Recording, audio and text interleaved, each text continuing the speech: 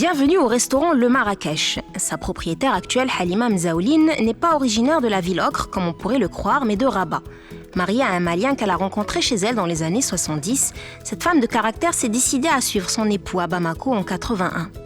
Nouvel environnement, nouvelle vie, des défis tout azimuts, mais cela ne l'intimide pas pour autant. Halima est déterminée à venir à bout de toutes les difficultés pour le bien de sa famille. C'était pas facile pour moi quand il m'a dit qu'il va rentrer au pays. Là, j'ai hésité, mais un beau jour, j'ai dit, bon, il vaut mieux qu'on rentre, on s'installe là où il y a notre pain, comme on le dit. Donc, c'était ça. C'était pas facile pour moi. Mais alhamdoulilah, là où on est maintenant, ça va, alhamdoulilah. J'ai mes 3 enfants qui sont rentrés et ça va. Quand je suis venue à Bamako, le Bamako d'avant et le Bamako d'aujourd'hui, ça a beaucoup changé. Par exemple, maintenant, on voit des immeubles, on voit beaucoup de choses qu'on n'avait pas il y a 30 ans. Et là, alhamdoulilah, on trouve tout. Tout dont on a besoin, on le trouve. Pour le restaurant, c'était pas moi la première à créer ce restaurant. C'était une autre Marocaine, elle est de Marrakech. Et là, bon, comme elle a eu un enfant, elle voulait rester chez elle s'en occuper de son bébé. Elle m'a demandé si je voudrais prendre le restaurant. Je n'ai pas hésité. Tout de suite, j'ai sauté sur l'occasion. Devenue restauratrice, Halima ne perd pas de temps à développer son activité. Certains de ses clients lui réclament des plats maliens. Elle les inclut sur la carte en un battement de cils. Pour satisfaire les gens, il faut s'adapter à leurs souhaits. Comme tous les matins, elle se rend elle-même au marché central de la ville pour faire ses courses. Mes copines, là où j'ai l'habitude d'acheter mes légumes, elle, c'est mon homonyme, elle s'appelle Halima. Halima, c'est la vendeuse. Halima Mzaouline est appréciée dans le coin. Les vendeuses connaissent ses habitudes et ses produits de prédilection. Elle est aussi réputée pour son sens du marchandage. Difficile de lui résister. C'est beaucoup, hein. 750. 750 si tu veux. Non, 750. Tout est minuté. Les courses doivent prendre fin vers 10h30 pour un retour en cuisine 1 heure après au plus tard. C'est ainsi tous les jours. Le rituel l'amuse et elle peut ainsi veiller à la qualité des plats servis à sa clientèle.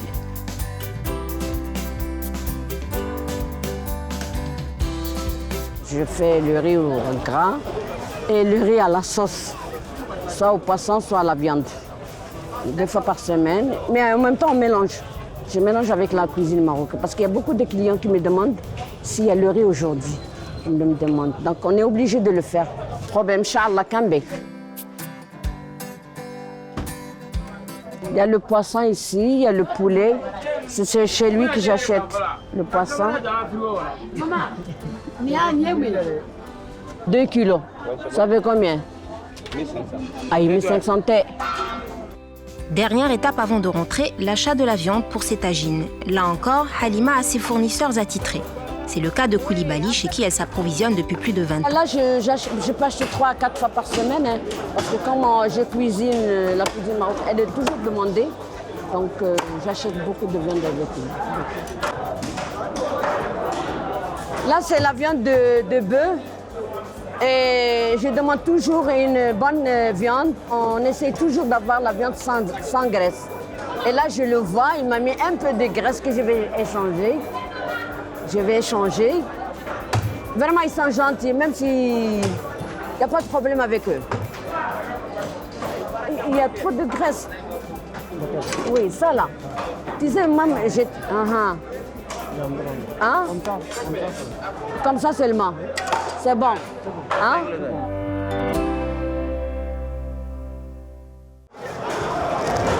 Là, ça fait combien? 12 500.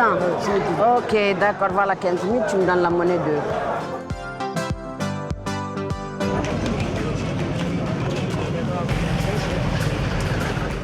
Les affaires ont été bonnes. Direction le Marrakech pour le lancement des plats de la journée.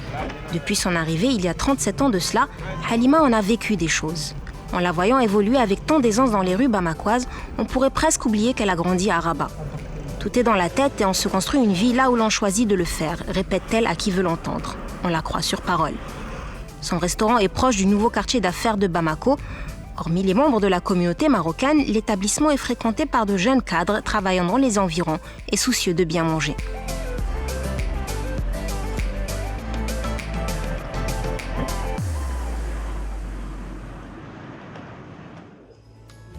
Halima est secondée par Malika. Cette autre Marocaine s'est embarquée dans l'aventure à ses côtés. Les deux femmes se considèrent plus comme des sœurs que comme des collègues. Inséparables, elles ont le même cercle social et s'arrangent également pour voyager au Maroc ensemble durant l'été. Engagée pour sa maîtrise de la gastronomie marocaine, Malika a appris la cuisine malienne en parallèle pour répondre à la demande.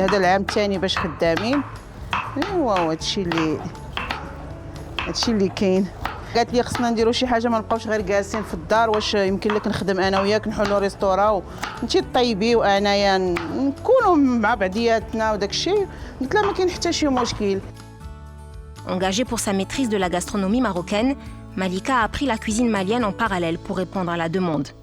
كنطيبوا كل شيء كنديروا طاجين مغربي طاجين الحوت لحم برقوق دجاج محمر بسطيله بريوات شباكيه داكشي رمضان كله كنصاوبوا كنديروا الماكله افريقيه جيت وتعلمتها كندير الماكله افريقيه 100% كنعرف لها مزيان الحمد لله.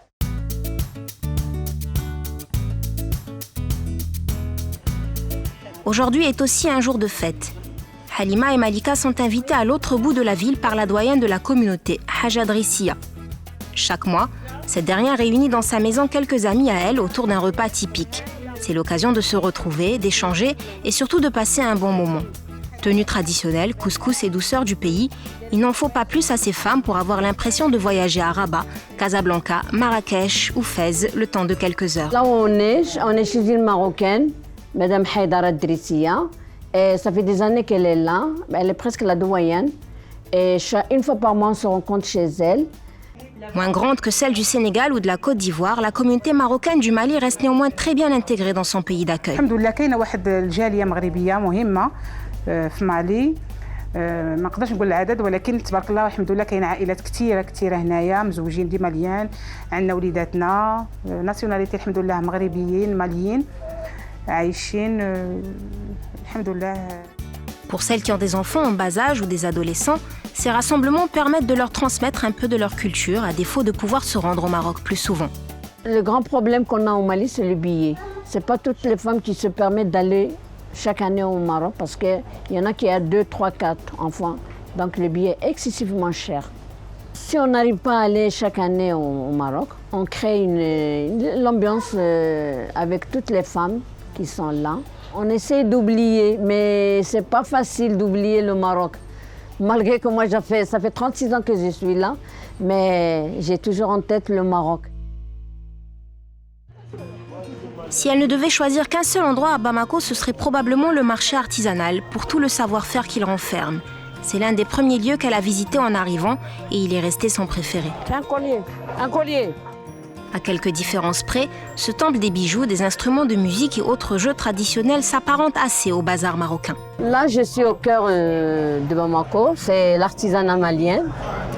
De temps en temps, je viens pour choisir des colliers pour que j'amène au Maroc comme souvenir. Quand j'amène pour mes nièces des choses artisanales, ça leur plaît. Et comme cadeau.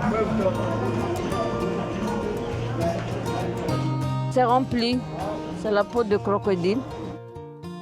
Cette fois-ci, elle n'achètera rien. Ce sera juste pour le plaisir de déambuler dans les ruelles du marché en se rappelant ses premiers souvenirs à Bamako, ses impressions, mais aussi ses rêves de jeune femme, il y a 37 ans de cela.